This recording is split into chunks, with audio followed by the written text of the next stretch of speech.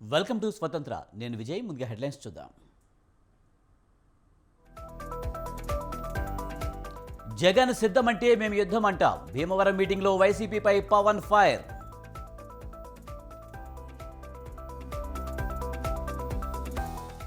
తెలంగాణలో జోరుగా విజయ సంకల్ప యాత్ర. అత్యధిక స్థానాల్లో గెలిపే లక్ష్యంగా బీజేపీ టూర్.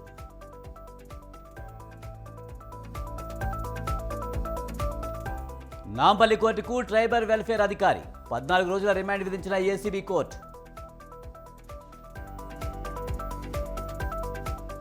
రామ్నాథ్ కోవింద్ను కలిసిన నడ్డా. దేశమంతా ఒకేసారి ఎన్నికలు జరగాలన్న బీజేపీ. భారీ నష్టాలతో ముగిసిన దేశీయ స్టాక్ మార్కెట్. సెన్సెక్స్ 430, నిఫ్టీ 141 పాయింట్లు పతనం.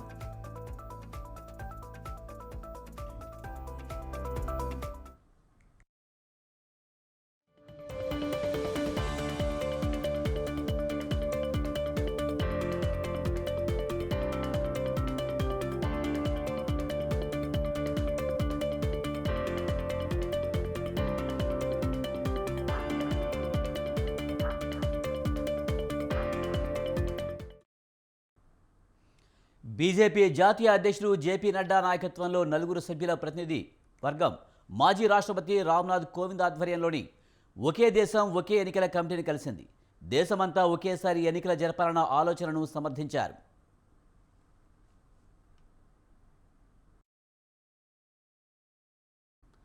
ఒకే దేశం ఒకేసారి ఎన్నికల విషయంలో బీజేపీ పార్టీ అభిప్రాయాన్ని తాము హైలెవెల్ కమిటీ ముందు ఉంచుతామని జేపీ నడ్డా తెలిపారు. వివిధ స్థాయిల్లో వేరువేరు సమయాల్లో జరిగే ఎన్నికల వల్ల సుపరిపాలనపై ప్రభావం చూపుతుందని, అభివృద్ధి వేగం కూడా మందగిస్తుందని తెలిపినట్లు నడ్డా చెప్పారు. పార్టీలపై ఆర్థిక భారం పడడంతో పాటు అవినీతికి అవకాశం ఉందని తాము భావిస్తున్నట్లు చెప్పినట్లు వివరించారు. సరిహద్దు దేశాల్లో దేశ రక్షణ విధుల్లో ఉన్న సైన్యాన్ని పదే రాష్ట్రాలకు రప్పించడం వల్ల అదనపు ఖర్చు, ఇబ్బందులు ఎదురవుతాయని తెలిపినట్లు బీజేపీ అధ్యక్షుడు పేర్కొన్నారు. లోక్సభ, అసెంబ్లీలు, పంచాయతీలకు ఒకేసారి ఎన్నికలు జరగాలని, ఒకే ఓటర్లు జాబితా చాలని, ఒకే ఓటర్ గుర్తింపు కార్డుతో అన్ని ఎన్నికలు అయిపోతాయని రామ్నాథ్ కోవింద్ ప్యానెల్కు వివరించినట్లు తెలిపారు.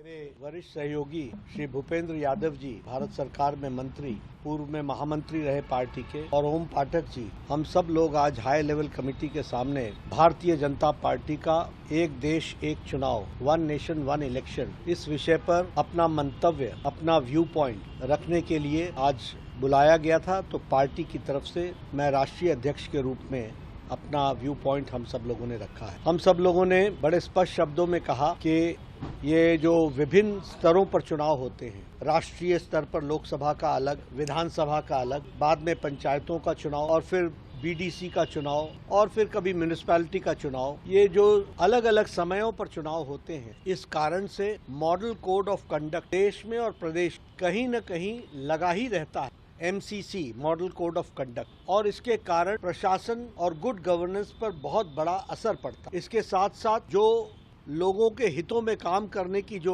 गति होती है, उसको बहुत बड़ी रुकावट लगती है, ब्रेक लगती है, और एक बार नहीं लगती है। किसी भी प्रदेश में मिनिमम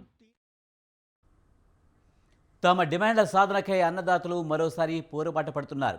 మొత్తం 23 వాణిజ్య పంటలకు కనీస మద్దతు ధరపై చట్టం కోసం కేంద్రానికి డెడ్లైన్ విధించిన రైతులు చర్చలు విఫలం కావడంతో మళ్లీ ఢిల్లీ వైపు దూసుకువచ్చేందుకు రైతులు ప్రయత్నిస్తున్నారు. దీంతో అక్కడ టెన్షన్ వాతావరణం కొనసాగుతుంది. పరిస్థితి ఉద్రిక్తంగా మారడంతో సంభూ బార్డర్ దగ్గర రైతులపై పోలీసులు టీఆర్ గ్యాస్ ప్రయోగించారు. ఈ క్రమంలో పలువురు రైతులకు గాయాలయ్యాయి.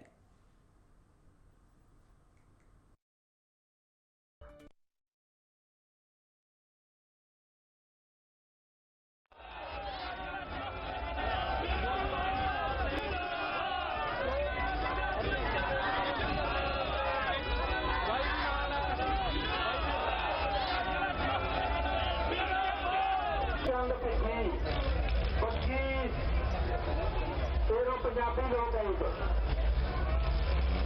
वाले आदमी दे विच जाके तारे ना जंग जावना ओ दिल्ली विच जाके तारे पारे ना हर वारी हक की गल करो तो खालिस्तानी हक मंगो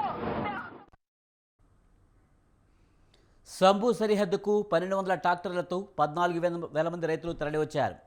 శాంతియుతంగా దేశ రాజధానికి పాదయాత్ర కొనసాగిస్తున్నామని రైతులు చెబుతున్నప్పటికీ అందుకు ఏమాత్రం అనుకూల పరిస్థితులు కనిపించడం లేదు. రైతులను అడ్డుకునేందుకు మూడంచెల వ్యవస్థతో పోలీసులు భద్రత ఏర్పాటు చేశారు. ఢిల్లీ వైపు వెళ్లే పంజాబ్, హర్యానా సరిహద్దు దగ్గర రైతులను పోలీసులు నిలువరిస్తున్నారు. ఒకవైపు సిమెంట్, కాంక్రీట్ దిమ్మలతో పాటు ముళ్ల కంచెలతో భద్రతను కట్టుదిట్టం చేశారు. దీంతో ఢిల్లీ సరిహద్దులో తీవ్ర ఉద్రిక్త పరిస్థితులు నెలకొన్నాయి.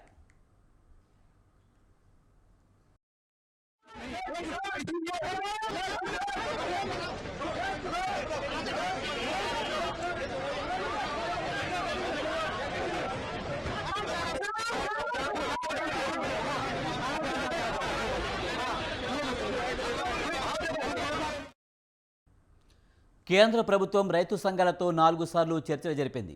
అయితే 4వ విడత చర్చల్లో పప్పు ధాన్యాలు, మొక్కజొన్న, పత్తికి 5 ఏళ్ల పాటు కనీస మద్దతు ధర ఒప్పందం చేసుకుంటామని కేంద్ర సర్కారు ప్రతిపాదించింది. అయితే అన్ని పంటలకు కనీస మద్దతు ధర గ్యారంటీ కల్పించాల్సిందేనని రైతు సంఘాల నేతలు పట్టుబడుతున్నారు. దీంతో చర్చలు విఫలం కావడంతో మళ్లీ సమస్య మొదటికి వచ్చింది.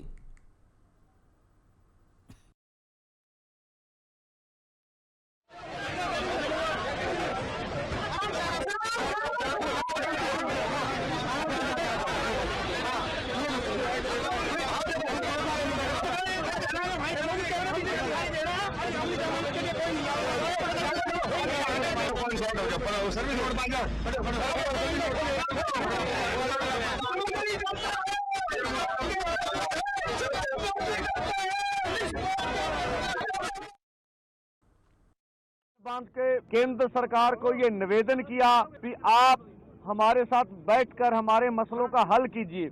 अब सभी मांगों के ऊपर एक एक मांग के ऊपर चर्चा हो चुकी है। अब तो निर्णय लेने का समय है। अगर केंद्र सरकार का हेड ऑफ स्टेट आगे आए और वो कहे कि हम एमएसपी गारंटी कानून बनाने के लिए तैयार हैं, ठीक है, आगे इससे आगे बढ़ा जा सकता है। 1.5-2 लाख करोड़ रुपया ज्यादा बड़ी रकम नहीं है। इसके ऊपर 60% किसान निर्भर कर रहे हैं। खेत मजदूर जोड़ लें तो देश की 80% आबादी बनती है। तो हमारी पूरा प्रयास है कि पीसफुली रहेंगे अथवा हमने हाथ बांध के केंद्र అన్నం పెట్టే అన్నదాతకు ఏ దేశంలోనైనా కష్టాలు తప్పడం లేదు. ఒక భారత్లోనే కాదు, ఇతర దేశాల్లోనూ ఇదే పరిస్థితి. ప్రజలకు కడుపు నిండా అన్నం పెట్టే కర్షకుడి కష్టాలను పట్టించుకునే నాదుడే లేడు. రోజులకు రోజులు ఆందోళన చేస్తున్న పాలకుల్లో కనికరం కలగడం లేదు. విదేశాల్లో కూడా ఇలాంటి పరిస్థితులే కనిపిస్తున్నాయి. సాగు గిట్టుబాటు కావడం లేదంటూ రైతులు పెద్ద ఎత్తున ఆందోళన బాటపట్టారు. రైతుల నిరసనలు, ఆందోళనతో కొద్ది వారాలుగా యూరప్ దేశాలన్నీ ఉక్కిరిబిక్కిరవుతున్నాయి. ముఖ్యంగా Germany, France, Spain, Italy, Poland, Hungary, చెక్ రిపబ్లిక్, బెల్జియం వంటి దేశాల్లో ప్రభుత్వాలు ఇస్తున్న సబ్సిడీలో కోత విధించడంపై రైతులు ఆగ్రహం వ్యక్తం చేస్తూ ఆందోళన బాటపట్టారు.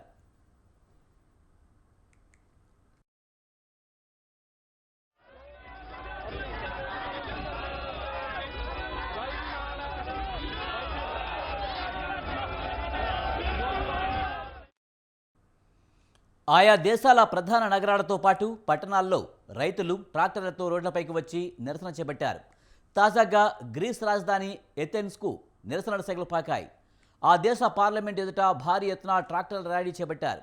రైతులు లేకపోతే ప్రజలకు ఆహారం దొరకదని ప్లాకార్డులు పెట్టుకుని మరీ అన్నదాతలు నిరసనకు దిగుతున్నారు. కొంతమంది రైతులైతే తమ దుస్థితికి చిహ్నాలుగా శవపేటికలు, అంత్యక్రియల కోసం ఉపయోగించే దండలు తీసుకువెళ్లారు.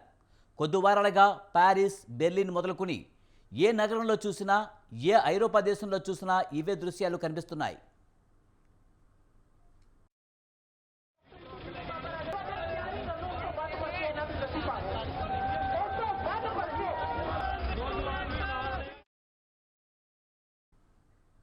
వైఎస్ఆర్ కాంగ్రెస్ పార్టీ రాజ్యసభ ఎంపీ వచ్చే ఎన్నికల్లో నెల్లూరు ఎంపీ అభ్యర్థిగా జగన్మోహన్ రెడ్డి ఖరారు చేసిన వేమిరెడ్డి ప్రభాకర్ రెడ్డి ఆ పార్టీకి రాజీనామా చేశారు. ఆయన భార్య TTD board member Vemireddy Prashanth Reddy కూడా వైసీపీకి రాజీనామా చేశారు. వైసీపీ ఎంపీ అభ్యర్థిగా ఖరారు చేసిన తర్వాత తన నియోజకవర్గంలో పలుచోట్ల అభ్యర్థుల్ని మార్చాలని ఆయన కోరారు. దానికి సీఎం జగన్ అంగీకరించలేదు. నెల్లూరు సిటీ నుంచి అనిల్ కుమార్ యాదవ్ను తప్పించినప్పటికీ మళ్లీ ఆయన అనుచరుడికే టికెట్ ఖరారు చేశారు. వేమిరెడ్డి తన భార్య ప్రశాంతిరెడ్డికి టికెట్ ఇవ్వాలని కోరినా జగన్ అంగీకరించకపోవడంతో మనస్తాపానికి గురయ్యారు. అప్పటి నుంచి వైసీపీకి దూరంగా ఉన్నారు.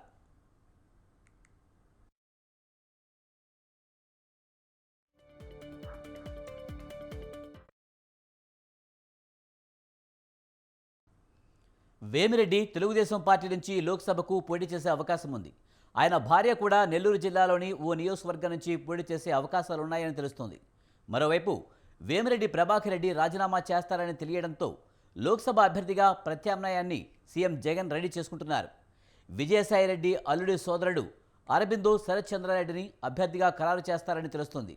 ఢిల్లీ లిక్కర్ స్కామ్లో అరెస్ట్ అయిన శరత్ చంద్రారెడ్డి చాలా కాలం జైల్లో ఉండి అప్రూవర్గా మారి బెయిల్ తెచ్చుకున్నారు.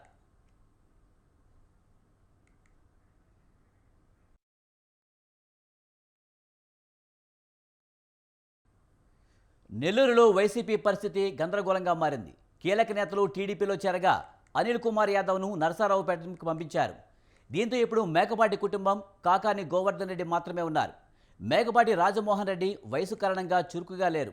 ఆయన కుమారుడు ఆత్మకూరు ఎమ్మెల్యే మాత్రమే ప్రజల్లో తిరుగుతున్నారు. వైసీపీకి నెల్లూరులో దిగ్గజ నేతలుగా పేరున్న ఆనం, కోటంరెడ్డి వంటి వారంతా టీడీపీలో చేరిపోయారు. అదాల ప్రభాకర్ రెడ్డి కూడా చేరతారని తరచూ ప్రచారం జరుగుతుంది. ఇక ఇదే అంశానికి సంబంధించి మరింత సమాచారాన్ని మా ప్రతినిధి సునీల్ అందిస్తారు. సునీల్, నెల్లూరు వైసీపీలో కలకలం రేగినట్టు తెలుస్తుంది. ముఖ్యంగా పార్టీలో అసంతృప్తులు ఎక్కువగా పెరిగినట్టు తెలుస్తుంది. పూర్తి సమాచారం ఏంటి? విజయ్, ఎన్నికలు సమీపిస్తున్న నేపథ్యంలో నెల్లూరు జిల్లాలో రాజకీయం రోజు రోజుకి ఒక్కొక్క వైపు వెళ్తున్న పరిస్థితి ఉందని చెప్పుకోవచ్చు. అయితే దాదాపుగా ఇటీవల జరిగిన ఎమ్మెల్సీ స్థాయి ఎన్నికలకు ఎమ్మెల్యేకి సంబంధించిన ఎమ్మెల్సీ ఎన్నికలకు సంబంధించి కాస్ట్ ఓటింగ్ పాల్పడడంతో పాటు కూడా నెల్లూరు జిల్లాకు సంబంధించిన ముగ్గురు వెంకటగిరి, అదేవిధంగా నెల్లూరు రూరల్ ఉదయగిరి ఎమ్మెల్యేలు అయితే పార్టీ అధిష్టానం సస్పెండ్ చేసింది. సస్పెండ్ చేయడంతో పాటు కూడా టీడీపీ గూటికి చేరిన పరిస్థితి ఉంది. అయితే దాదాపుగా 2019 ఎన్నికల్లో ఉమ్మడి నెల్లూరు జిల్లా వ్యాప్తంగా 10కి 10 సీట్లు గెలుచుకోవడానికి ముఖ్య కారణం వేమిరెడ్డి ప్రభాకర్ రెడ్డి అని కూడా చెప్పుకోవచ్చు. అయితే వేమిరెడ్డి ప్రభాకర్ రెడ్డి గత కొద్ది రోజులుగా అసంతృప్తితో ఉన్న పరిస్థితి ఉంది. జిల్లాలో దాదాపు 3-4 నియోజకవర్గాలకు సంబంధించిన అభ్యర్థులు తన చెప్పిన వారికే వైసీపీ అధిష్టానం సీటు కేటాయించాలని చెప్పడంతో అధిష్టానం దాన్ని నిరాకరించిందని తెలుస్తుంది. దీంతో గత కొద్ది రోజులుగా వైసీపీ కార్యక్రమాల్లో ఎలాంటి విషయాల్లో కూడా పాల్గొనుకోకుండా బయట ఉన్న పరిస్థితి ఉంది. అయితే గత కొద్ది రోజులుగా రాజ్యసభ సభ్యుడు, అదేవిధంగా నెల్లూరు జిల్లా వైసీపీ అధ్యక్షులు వేమిరెడ్డి ప్రభాకర్ రెడ్డి టీడీపీకి వెళ్తారని వార్తలు అయితే వచ్చిన పరిస్థితి ఉంది. అయితే వార్తలు వచ్చినప్పటికీ కూడా స్థానికంగా నెల్లూరులో లేకపోవడంతో ఎలాంటి విషయాలు బయట రాని పరిస్థితి ఉంది. అయితే ఇటీవల ఆదాల ప్రభాకర్ రెడ్డి టీడీపీకి వెళ్తారని ఒక ప్రచారం అయితే నెల్లూరు జిల్లాలో జోరుగా జరిగిన పరిస్థితి ఉంది. అయితే కొంతమంది మీడియా సోదరులు అయితే ఆదాల ప్రభాకర్ రెడ్డి ఇంటికి వెళ్ళిన పరిస్థితి ఉంది. అక్కడ అడగడంతో పాటు కూడా నేను పార్టీ మారేది లేదు, కానీ ఆదాల ప్రభాకర్ రెడ్డి ఖచ్చితంగా పార్టీ మారుతారనే ఎంపీ అయితే చెప్పిన పరిస్థితి ఉంది. ఈ నేపథ్యంలో కూడా అప్పటి నుండి ఇప్పటి వరకు నెల్లూరులో రాజ్యసభ సభ్యుడు వేమిరెడ్డి ప్రభాకర్ రెడ్డి లేకపోవడం, అదేవిధంగా ఈ రోజు మార్నింగ్ 8:30 ఆ టైంలో నెల్లూరులోని తన నివాసానికి వచ్చిన పరిస్థితి ఉంది. అప్పటి నుండి కూడా మధ్యాహ్నం 2:25 వరకు మీడియా మొత్తం కూడా తన ఇంటి ముందే ఉన్న పరిస్థితి ఉంది. అయితే 2:35 రాజ్యసభ సభ్యులు వేమిరెడ్డి ప్రభాకర్ రెడ్డి నెల్లూరు జిల్లా అధ్యక్షుని పదవికి, అదేవిధంగా రాజ్యసభకు రెండింటి కూడా తన అనారోగ్య కారణంగా కూడా తన సొంత పనులు ఉండడం వల్ల కూడా రాజీనామా చేశారని చెప్పడం అయితే జరిగిన పరిస్థితి ఉంది. అనంతరం కూడా వైసీపీకి రాజీనామా చేసిన అనంతరం నెల్లూరు జిల్లాకు సంబంధించి ముఖ్య టీడీపీ నేతలైతే తమ నివాసానికి చేరుకున్న పరిస్థితి ఉంది. అయితే అదేవిధంగా నెల్లూరు సిటీకి సంబంధించి కూడా కార్పొరేటర్లు కూడా అక్కడికి చేరుకొని పెద్ద ఎత్తున అయితే వేమిరెడ్డి ప్రభాకర్ రెడ్డిని కలిసిన పరిస్థితి ఉంది. అయితే రేపు కానీ ఎల్లుండి 2-3 రోజుల్లో దాదాపు నెల్లూరు నుండి 2000 కార్లతో భారీ ర్యాలీగా విజయవాడ వెళ్లి చంద్రబాబు నాయుడు సమక్షంలో టీడీపీలో చేరతారనే ఒక ప్రచారం అయితే జోరుగా జరుగుతున్న పరిస్థితి నెల్లూరు జిల్లాలో నెలకొందని చెప్పుకోవచ్చు. Vijay, right, thank you Sunil.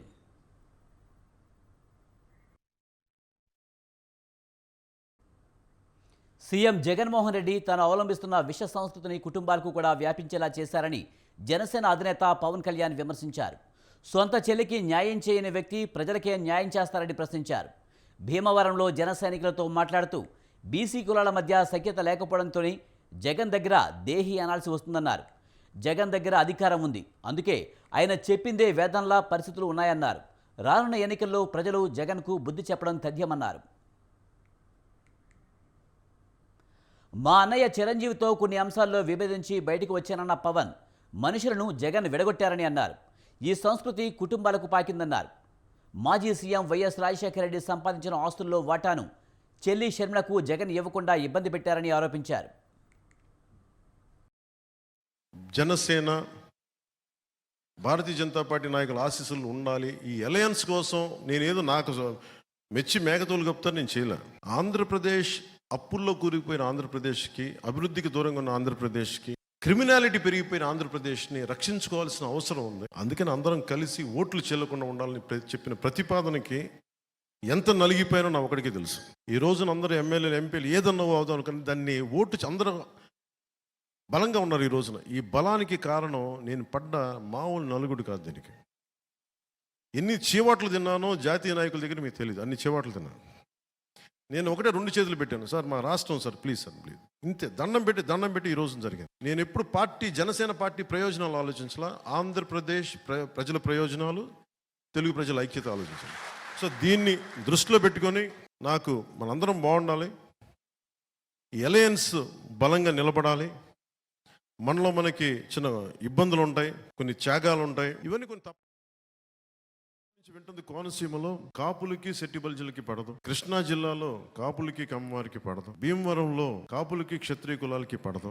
ఇలా ప్రతి చోట చెప్తా ఉంటే నేను వచ్చి సాధించగలిగింది ఏంటంటే, నేను కనకరాజు సూరి గారు ఇలా కూర్చొని నిలబడి ఉంటాం. భీమవరం నేను 2016 నుంచి నేను ఒక సోషల్ ఇంజనీరింగ్ ప్రక్రియ మొదలుపెట్టాను. ఎందుకంటే పొలిటికల్గా నేను రైట్గా మాట్లాడను, ఏది ఆకట్టుకునేలా మాట్లాడను, ఏది సరైందో నేను అదే మాట్లాడతాను. ఒక జబ్బుకి మందు సరిగ్గా మాట్లాడటం. భావితరానికి కావాల్సిన నాయకులు కులాలని విడగొట్టేవాళ్ళు కాదు, కులాలని కలుపుకుంటూ మనకి అభివృద్ధి పదం వైపు తీసుకెళ్లేవాళ్ళు. అన్ని జిల్లాల్లో కూడా కొత్త నాయకత్వం రావాలి. అలాంటి కొత్త తరం నాయకులకి జనసేన ఎప్పుడు వేచి చూస్తూ ఉంటారు. అలాంటి నాయకులు కనిపిస్తే మటుకు జగన్ కులాలని విచ్ఛిన్నం చేసే వ్యక్తి. అంటే ఇదందరూ మనం సోషల్ ఇంజనీరింగ్ సంబంధించి సమాజం ఈ రోజున. నారా భువనేశ్వరి ఆసక్తికర వ్యాఖ్యలు చేశారు. కుప్పంలో మహిళలతో ముఖాముఖి కార్యక్రమంలో పాల్గొన్న ఆమె చంద్రబాబును 35 ఏళ్లు గెలిపించారు. ఈసారి తనను గెలిపిస్తారా అంటూ అడిగారు. కుప్పంలో నాకు మద్దతు ఇస్తారా, చంద్రబాబుకు మద్దతు ఇస్తారా అంటూ సరదాగా ప్రశ్నించారు. దీంతో ఇద్దరూ కావాలంటూ జవాబిచ్చారు. అలా కుదరదు, ఎవరో ఒకరి పేరే చెప్పాలంటూ నారా భువనేశ్వరి కోరారు. అయితే ఇది తను సరదాగానే అంటున్నానని చెప్పారు. ప్రస్తుతం తాను చాలా హ్యాపీగా ఉన్నానని, రాజకీయాలకు తాను దూరంగా ఉంటున్నానంటూ భువనేశ్వరి స్పష్టం చేశారు. ఒక జోక్ వేస్తాను, మీ ఆన్సర్లన్నీ నాకు ఫ్రీగా ఇవ్వాలి.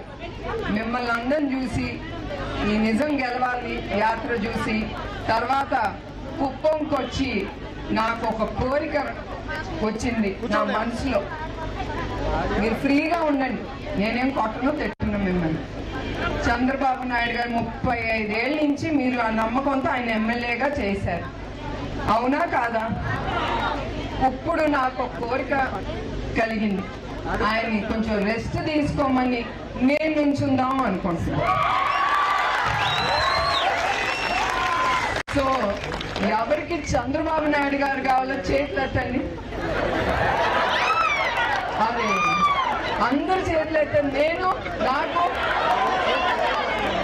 ఇద్దరు కుదరదు కదమ్మా, ఎవరన్నా ఒక్కలే చెప్పాలి.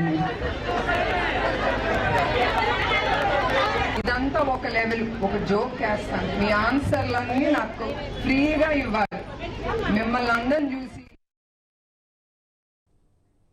టీడీపీపై వైసీపీ నేత జూపూడి ప్రభాకర్ తీవ్ర విమర్శలు చేశారు. వైఎస్ జగన్ను వ్యతిరేకించడమే ఏకైక మార్గంగా ప్రజల్ని తప్పుదోవ పట్టిస్తున్నారని ఆరోపించారు. మేము సిద్ధమంటే మేము కూడా సిద్ధమంటూ బలహీన గొంతుతో మాట్లాడడం అర్థమవుతుందన్నారు. జగన్మోహన్ రెడ్డిని గెలిపిస్తే సంక్షేమ పథకాలు డబుల్ అవుతాయని అన్నారు. ఆయన్ని వ్యతిరేకించడమే ఏకైక మార్గంగా ఎంచుకుని ప్రజల్ని తప్పుదోవ పట్టించే మార్గంలోకి వస్తున్నటువంటి ఈ పచ్చ బ్యాచ్కి మేము అడుగుతూ ఉన్నాం, మేము సిద్ధం అంటే పక్కన యాడ్జెక్టివ్ చేర్చుకుని మేము కూడా సిద్ధమే, మేము కూడా సంసిద్ధమే అనే వీక్ గొంతుతోటి మీరు మాట్లాడుతున్న విధానమే ప్రజలు అర్థం చేసుకున్నారు. సిద్ధం అనేది దేనికి సిద్ధం అంటే, ఈ రాష్ట్రంలో మళ్ళీ తిరిగి డీబీటీ కోటాను కోట్ల డబ్బుల్ని ప్రజలకు పంచడానికి మేము సిద్ధం. జగన్మోహన్ రెడ్డి గారు వస్తే, జగన్మోహన్ రెడ్డి గారిని గెలిపిస్తే సంక్షేమ కార్యక్రమాలు ఇంకా డబుల్గా ముందుకెళ్తాయి. మీ ఇంటికే ప్రతి ప్రోగ్రాం వచ్చి మీ డోర్ను తట్టి మీకు ఇచ్చిపోతుంది. దానికి మేము సిద్ధం.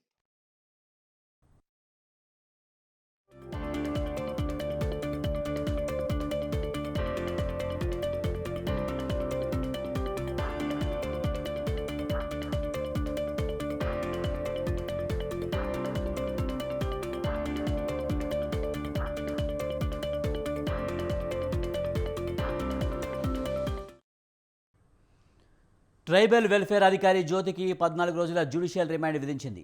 మార్చి 6 వరకు జ్యోతికి రిమాండ్ విధిస్తున్నట్లు ఏసీబీ కోర్టు పేర్కొంది. జ్యోతిని చెంచల్గూడ మహిళా జైలుకు తరలించాలని ఏసీబీ కోర్టు ఆదేశించింది. మరోవైపు రిమాండ్ ఆపాలని జ్యోతి తరపు న్యాయవాది ఏసీబీ కోర్టును కోరారు. దీనిపై మరింత సమాచారాన్ని మా ప్రతినిధి ఉషా అందిస్తారు. ఉషా, ట్రైబల్ అధికారి జ్యోతికి ఏసీబీ కోర్టు 14 రోజులు రిమాండ్ విధించినట్టు తెలుస్తుంది. పూర్తి సమాచారం ఏంటి?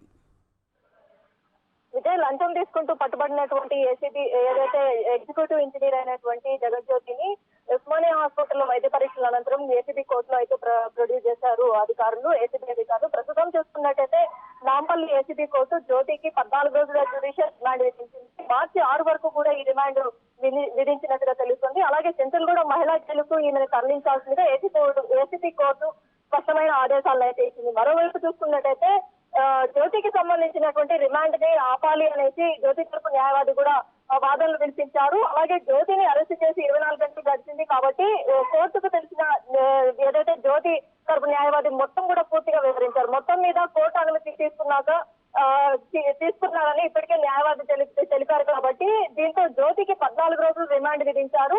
ఓవరాల్ గా చూసుకున్నట్టయితే 2 రోజులుగా సోమవారం సాయంత్రం ఛాతీ నొప్పితో అడ్మిట్ అయినటువంటి ఉస్మానియా హాస్పిటల్ అడ్మిట్ అయినటువంటి జ్యోతి ఆరోగ్యం నిలకడగా ఉండటంతో 3 గంటల ప్రాంతంలో నాంపల్లి ఏసీబీ కోర్టులో అయితే ఏసీబీ అధికారులు హాజరుపరిచారు. ఏసీబీ కోర్టు 14 రోజుల రిమాండ్ విధిస్తూ స్పష్టమైన ఆదేశాలను అయితే ఇచ్చింది. ప్రస్తుతం చూసుకున్నట్టయితే నాంపల్లి ఏసీబీ కోర్టు ఇచ్చినటువంటి సూచనలతో చెంచల్గూడ జైలుకి అయితే తరలిస్తున్నారు ఏసీబీ అధికారులు వైద్య పరీక్షల అనంతరం. Vijay, right, thank you Usha.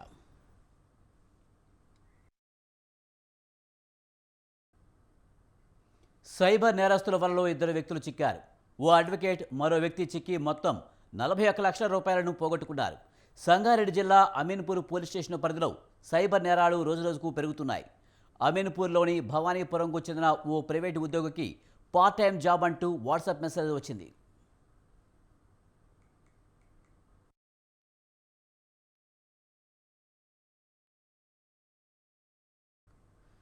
దీనికి సంబంధించి సైట్ నిర్వాహకులు అతనికి ఒక వాలెట్ ఐడి క్రియేట్ చేసి ఇచ్చారు.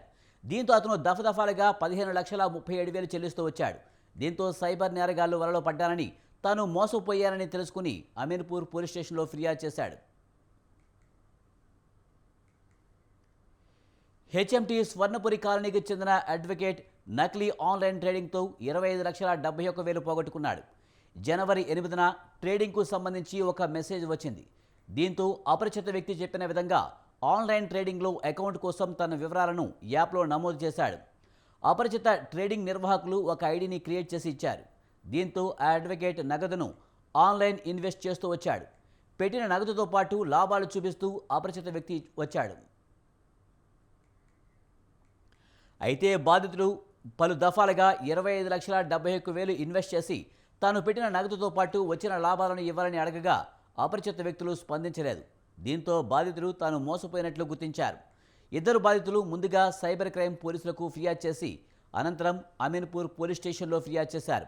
ఈ మేరకు కేసు నమోదు చేసుకుని దర్యాప్తు చేస్తున్నట్లు అమీన్పూర్ సిఐ నాగరాజ్ తెలిపారు. 2 కేసులు రిపోర్ట్ అయ్యాయి. ఒక కేసులో విక్టిమ్ 25 లక్షల దాకా ఇన్వెస్ట్ చేశాడు. ఇంకొక అతను దాదాపు 15 లక్షల దాకా ఇన్వెస్ట్ చేశాడు. జనరల్గా ఇప్పుడు ఈ క్రమంలో ఏ నేరాలు ఏంటంటే ఆన్లైన్ ట్రేడింగ్ గురించి వాట్సాప్లో మెసేజ్ వస్తుంది. ఆ మెసేజ్లో రిప్లై ఇచ్చి ఆ మెసేజ్లో లింక్ క్లిక్ చేస్తే టెలిగ్రామ్ ఛానల్లో యాడ్ చేస్తుంది. ఆ టెలిగ్రామ్ ఛానల్లో కమ్యూనికేషన్ జరుగుతూ టాస్క్లు కంప్లీట్ చేస్తే ఈజీగా ఇన్వెస్ట్ చేసిన మనీకి రిటర్న్స్ వస్తాయని చెప్పేసి ఫస్ట్ ఒక 2,000 రూపీస్ ఇన్వెస్ట్ చేయమని చెప్తారు. ఆ 2000 రూపీస్కి ఒక 800 రూపీస్ కలిసి 2800 రూపీస్ రిటర్న్ చేయడం, దాని తర్వాత ఒక 5000 డిపాజిట్ చేయడం, దానికి అమౌంట్ రిటర్న్ చేయడం, అట్లా మినిమం ఫస్ట్ ఇనీషియల్గా చిన్న అమౌంట్ దగ్గర రిటర్న్ చేసి మంచి రిటర్న్స్ వస్తుందని చెప్పేసి ఒక నమ్మకం కలిగిస్తారు. ఆ నమ్మకంతో విక్టిమ్స్ అందరూ కూడా మోసపోయి పెద్ద అమౌంట్స్ డిపాజిట్ చేస్తూ పోతారు. దయచేసి దేశీయ స్టాక్ మార్కెట్లు భారీ నష్టాల్లో ముగిశాయి. ఉదయం లాభాల్లో ప్రారంభమైన మార్కెట్లు అమ్మకాల ఒత్తిడితో నష్టాల్లో జారుకున్నాయి. అయితే ట్రేడింగ్ చివర్లో ఇన్వెస్టర్లు లాభాల స్వీకరణకు మొగ్గు చూపడంతో లాభాలు కాస్త నష్టాల బాట పట్టాయి. ట్రేడింగ్ చివర్లో మార్కెట్లు భారీగా పతనమయ్యాయి. ఈరోజు ట్రేడింగ్ ముగిసే సమయానికి సెన్సెక్స్ 434 పాయింట్లు నష్టపోయి 72,623కు దిగజారింది. నిఫ్టీ 141 పాయింట్లు కోల్పోయి 22,055కి తగ్గింది. రియాలిటీ మినహా అన్ని సూచీలు నష్టాలను చవిచూశాయి.